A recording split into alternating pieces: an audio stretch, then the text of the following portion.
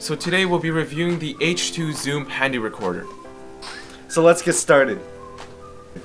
The Zoom H2 includes a variety of accessories that promote the functionality of the microphone. What's in the box?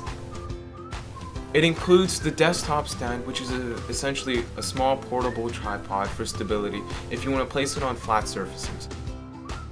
A mic clip adapter that attaches to the mic and can be fit onto a mic stand clamp or onto a boom pole via 5/8" screw thread.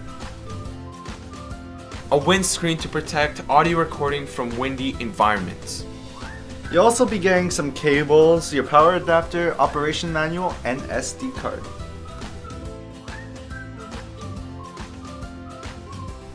On one side you'll get your USB port, your line in, your mic gain, which comes in 3 different settings, low, medium, and high, and your external mic in for Rode mics and other external microphones via adapters. On the other side, you have the line out for headphones if you want to listen to the playback of the audio or if you want to listen to the live recording. You have the volume rocker, the power switch, and lastly the power adapter port.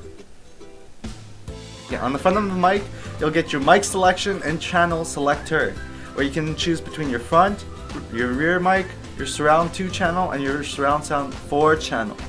There's light indicators on each side of the microphone that show which mics are in use, or both of them are in use. When you have your 4 channel surround sound activated, you get full 360 audio recording. You've got your menu where you find your audio quality and format settings, low cut filter, and a bunch of other cool settings like the metronome function for musicians.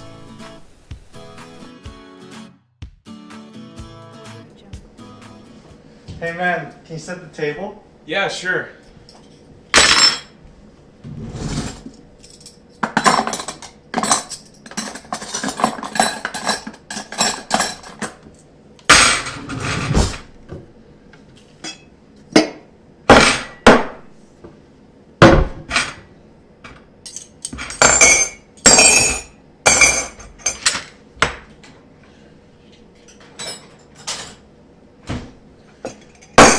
Dinner's ready. Mom's spaghetti.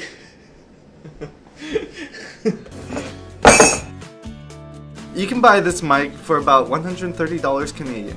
We'd say for the price, this is a pretty solid budget mic for filmmakers and musicians that want great recording quality, comparable to other Zoom products such as the H2N, the H4, and the H4n in a small package.